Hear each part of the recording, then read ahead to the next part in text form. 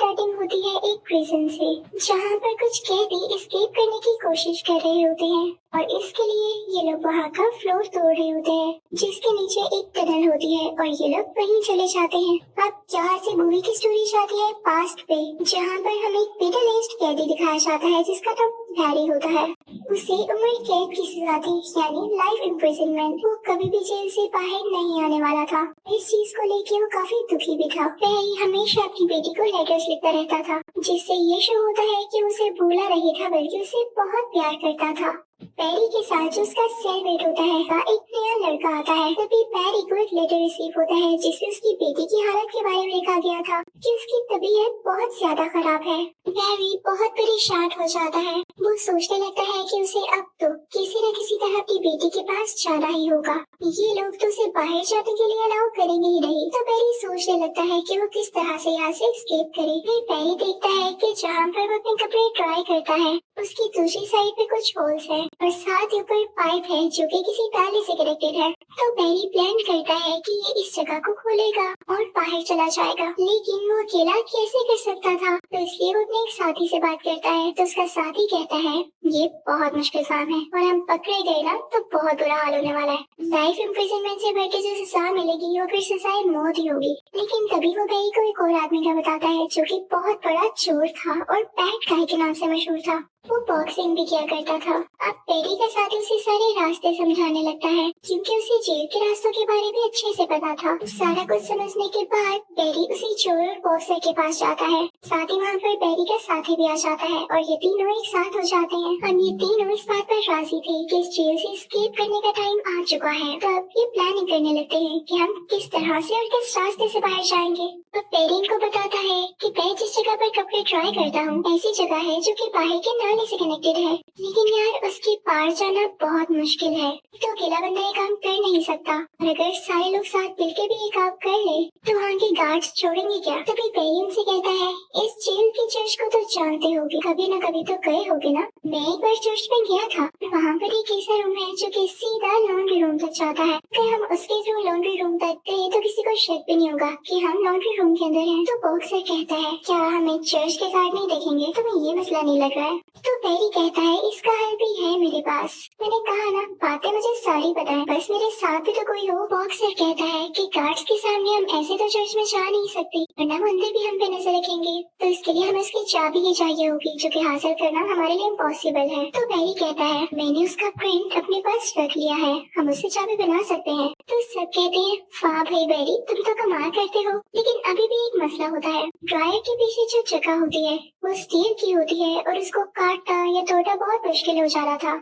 तो बॉक्सर कहता है कि ये काम तुम लोग मुझ पर छोड़ दो, मैं एक लोहे की रॉड बता सकता हूँ। मेरे पास कुछ लोहा पड़ा हुआ है, लेकिन उसकी प्रॉपर मोल्डिंग के लिए मुझे एक डायमंड चाहिए होगा और वही हमारी मदद करेगा। तो बाकी दोनों कहते हैं तुम हीरा कहाँ से लोगी। तो बॉक्सर बताता है यहीं पर एक बहुत बड़ा फाइटर भी है, उसकी टांग पे हीरा लगा हुआ है और जब भी उसकी किसी से लड़ाई होती है तो बाकी कैदी पर पैसे लगाते हैं, शर्त लगाते हैं कि कौन जीतेगा। अच्छा अब हमें पैसों की तो जरूरत नहीं है, जरूरत है हमें हीरे की और इसके लिए जाहिर है मुझे उस फाइटर से फाइट करनी होगी। डरता तो मैं भी किसी से नहीं हूँ और फाइट करने में हर्ज क्या है, हमें डायमंड मिल सकता है। लेकिन असल बात तो ये थी कि वो फाइटर बहुत खतरनाक था और हमेशा सबको हरा देता था। अब शुरू होती है फाइटिंग। वो बॉक्सर और वो फाइटर आमने सामने होते हैं। वो ह्यूज फाइटर बॉक्सर को इतना मारता है कि बेचारा गिर जाता है, लेकिन बॉक्सर ने भी हिम्मत नहीं हारी थी। उसने भी जैसे तैसे करके फाइटर का बटन तोड़ ही लिया था जिसमें हीरा लगा हुआ था। चलो चोट लगवाने का कोई तो फायदा हुआ।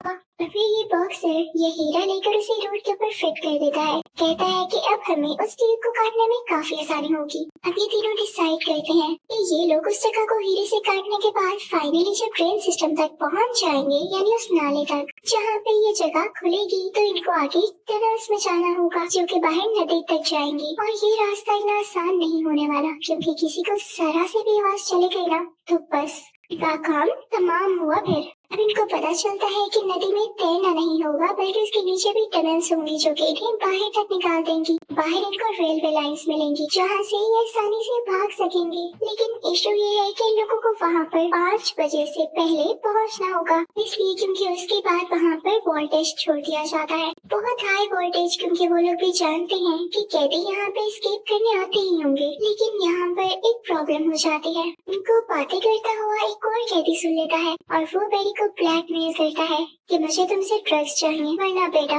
मैं तुम लोगों को प्लान सबको बता दूंगा, तुम लोग यहीं के यहीं बैठे रह जाओगे। अब बेरी को उस कैदी की बात माननी पड़ती है, क्योंकि इस जेल में एक बहुत बड़ा गैंगस्टर होता है जिसे सब लोग डरते हैं। और जो लड़का बेरी के पास ड्रग्स मांगने आया था और जिसने इनका प्लान सुना था वो उसी गैंगस्टर का भाई था। तो बेरी जाता है एक और कैदी के पास जो कि केमिस्ट था। उसने अपनी लाइफ में बहुत सी चीजें बनाई और यहाँ जेल में आकर भी वो ड्रग्स बनाया करता था। तो बेरी से सीक्रेटली कहता है, बात सुनो, क्या तुम मेरे लिए हाफ केजी ड्रग्स बना सकते हो? मुझे किसी पागल को देनी है। तो वो केमिस्ट कहता है, मैं तुम्हारे लिए क्यों बनाऊंगा? तो बेरी कहता है, इसलिए कि इसके बदले में मैं तुम्हें जेल से बाहर अपने साथ ले जाऊंगा। इनफैक्ट हमारा कुछ प्लान बन रहा है और तुम भी फायदे में रहने वाले हो। वो केमिस्ट मान जाता है काफी खुशी खुशी।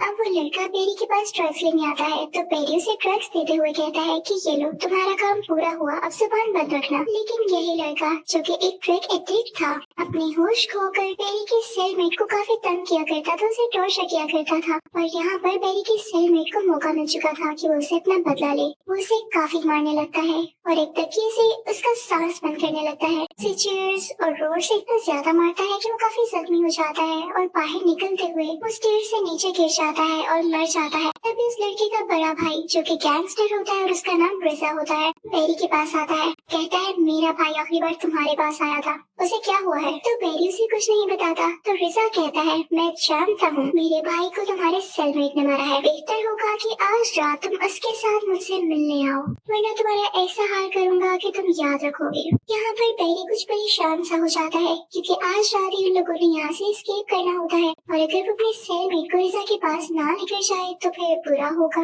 ये तो रिजा भी कह चुका था। लेकिन इससे पहले कि रात होती, कोई लेडी बेरी से मिलने आती है और उसे बताती है, बहुत भारी दिल के साथ मैं आपको ये बता रही हूँ कि आपकी बेटी अभी इस दुनिया में नहीं रही। और ये चीज तो बेरी को तोड़ देती है। ये हम भी जानते हैं कि बेरी सिर्फ और सिर्फ अपनी बेटी के लिए जेल से निकल रहा था, लेकिन अब उसकी सारी की सारी प्लानिंग, उसके ड्रीम्स मिट्टी में मिल चुके थे। उसे काफी दुख होने लगता है अपनी लाइफ पर कि वो अपनी बेटी के लिए कुछ न कर सका।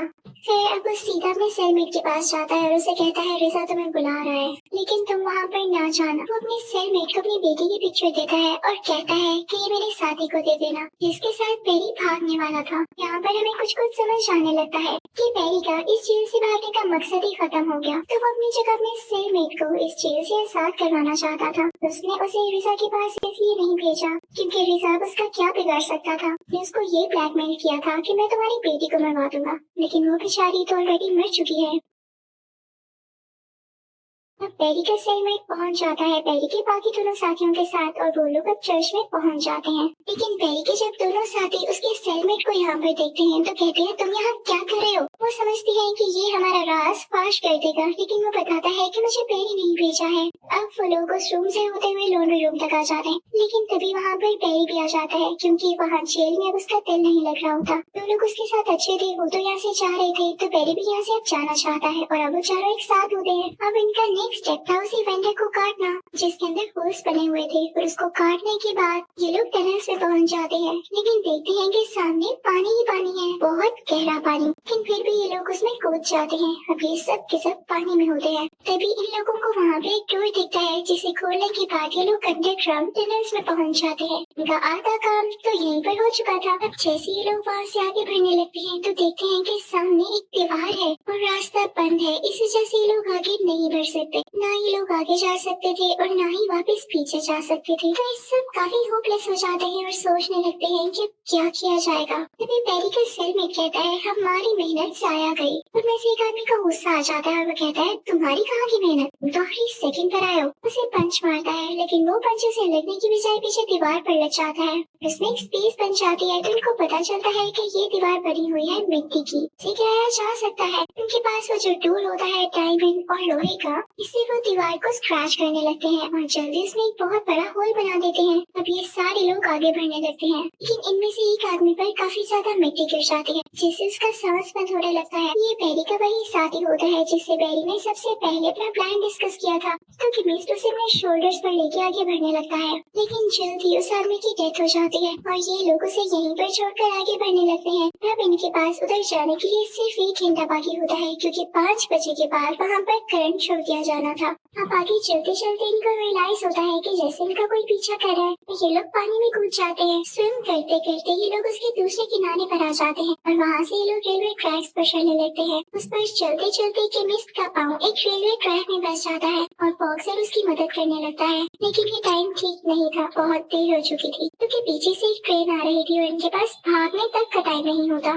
ट्रेन इन दोनों को कुचल देती है। अब बाकी बचे थे सिर्फ और सिर्फ पेरी और उसका वही सेलमेट, जो कि उसकी बेटी की उम्र का ही होता है। वो लोग भागते भागते बाहर स्टेशन पर आ जाते हैं। दोनों बहुत खुश होते हैं। पेरी और उसका सेलमेट अच्छे से मिलते हैं और अपने रास्ते अलग अलग पकड़ लेते हैं। पेरी एक्सीलरेटर से ऊपर आ रहा होता है, तभी उसे फील होता है कि जैसे उसे पीछे से किसी ने स्टैप किया है। जब वो पीछे मुड़ के देखता है तो हम ये सीन देखते हैं कि जैसे वो रिजा के ही सेल में है। असल में उसे रिजा ने ही स्टैप किया होता है। जो स्टोरी और जो सीन्स हम देखते आ रहे हैं वो बिल्कुल भी रियलिटी नहीं थे, वो पेरी की इमेजिनेशन थी, जो कि वो खुद सोचा करता था। जाहिर है ये उसका ड्रीम होगा इस जेल से बाहर आना, लेकिन अब तो रिजा उसे स्टैप कर चुका था। हमने अभी तक जिन कैदियों की डेथ देखी कि यहाँ से एस्केप करने के बाद वो मरते गए, वो भी एक झूठ था।